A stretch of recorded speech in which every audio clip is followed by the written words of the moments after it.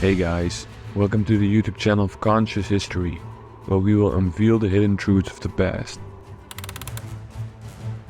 In times of history, the Vikings were a fearless and seafaring warrior culture that emerged from the Scandinavian lands, leaving an incredible mark on the pages of history through their daring expeditions, exploits, and distinctive way of life.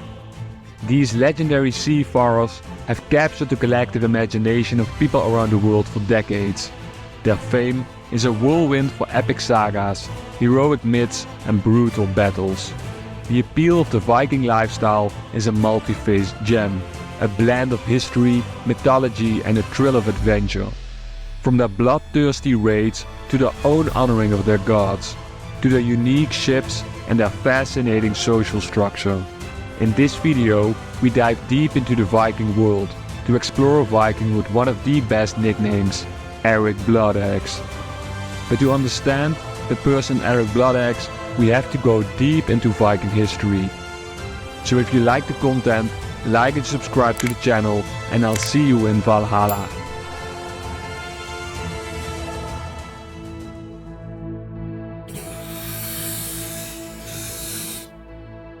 The history known today from our Viking heroes come from Norse sagas.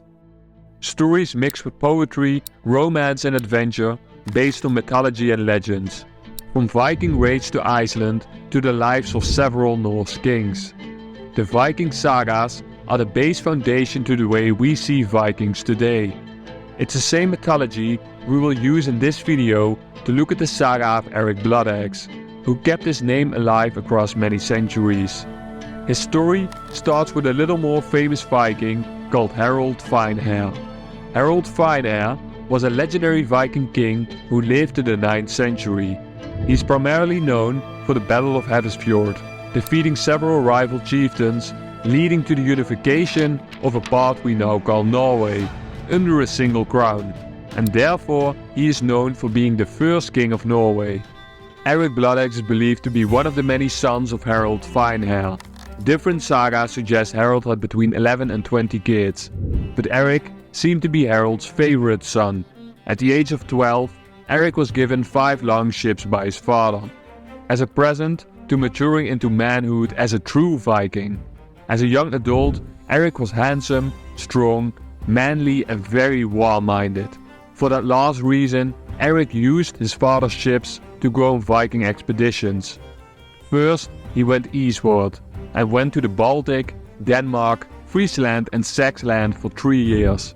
Then he sailed out into the West Sea and spent 4 years plundering in Scotland, Bratland and Ireland, returning home with a treasure gathered through the art of conquest.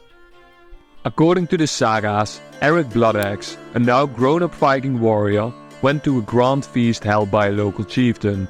It was at this grand feast that their paths crossed. Gunnhild, in some stories speculated as daughter of Gormor, king of the Danes. Gunnhild captured Eric's attention from the moment he laid eyes on her.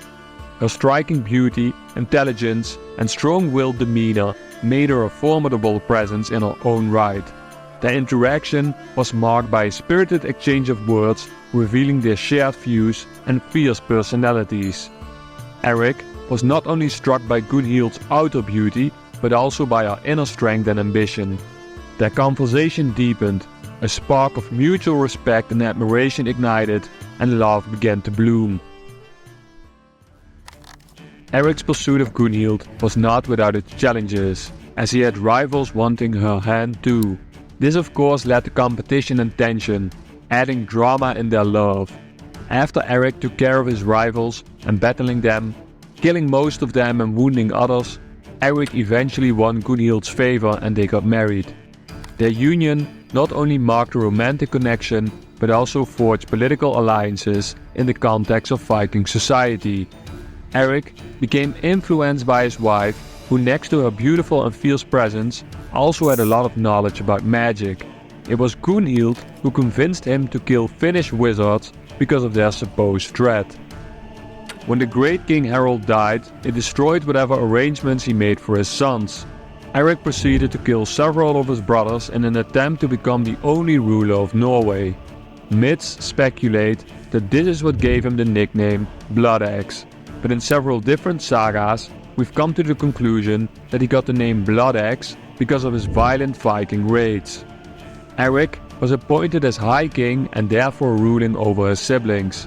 One of his half-brothers who survived was Hakon, who was raised in England at the court of King Athelstan. King Athelstan was a prominent figure in English history during the 10th century. Athelstan negotiated for peace with some Viking leaders. Among his legacy, Athelstan is not only celebrated for his triumphs on the battlefield, but also for his amazing diplomacy and remarkable ability to create alliances with Viking leaders. When half-brother Hakon became a grown man and sailed to Norway, he attempted a coup. Hakon succeeded in driving out Eric from Norway.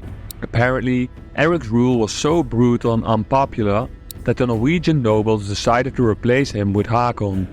Because of his unpopularity and more forces joining Hakon, Eric did not fight, but fled with his family and the rest of his men to England, where he was well received by Athelstan, who was a good friend with his father, King Harold. The respect between them was so big that he once stated that he would treat Harold's kids as if they were his own.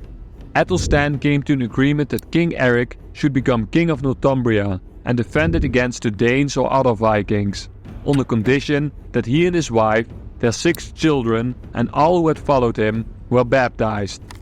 Eric accepted the offer and was adopted to Christianity and became the King of Northumbria.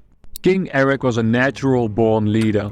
His leadership marked by the echoes of Viking tradition, creating law and order in Northumbria, fighting other Viking tribes and showing his kingdom was not a place for people to raid. This all changed when King Athelstan passed away and his brother Jadmund became in charge. Jadmund was not a fan of Viking people and their culture. This resulted eventually in a war between them. Of course, Eric felt betrayed, but like a real Viking he would not go out without a fight. In the final battle, where Eric slayed an incredible amount of enemies and fought with fearlessness and courage, he lived up to the name of Bloodaxe. Eric knew that this would be the day he would be invited to feast with Odin in the halls of Valhalla. Eric died with unbelievable courage and an unbreakable spirit in battle. When Gunnhild and her sons heard the news about Eric joining Valhalla, they reacted in the most Viking way possible, plundering all the land they were once given by King Athelstan and leaving with all ships King Eric had left them behind. They left with all remaining men, valuables and gathered goods they had collected as taxes for King Athelstan. With the remaining army, they first went northwards, to Orkney, where they occupied the islands and Shetland and stayed there all winter. After winter, they went west and raided parts of Scotland and Ireland. A mother and her sons, impacted by the death of their father, only to raid even more on his beloved name. Gunnhild and her sons were a real example of how family principles within a Viking household look like.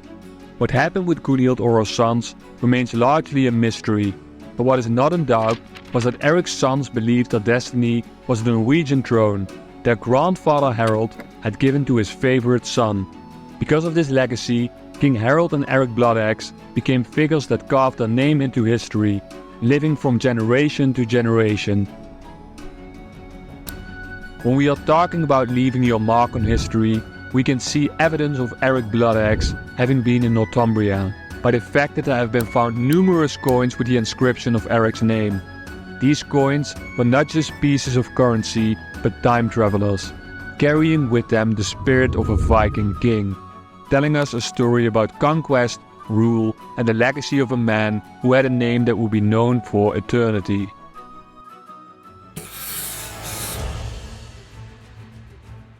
Did you know of the Viking Eric Bloodaxe? What did you think of his nickname and the fact that his wife and children immediately went plundering the moment they found out Eric went to Valhalla? Leave me your answers below in the comments, and if you like the content, comment with a Bloodaxe emoji, like and subscribe to the channel and activate the notification bell so that YouTube will notify you once we upload a new video. We love making in-depth history videos. See you next time at Conscious History.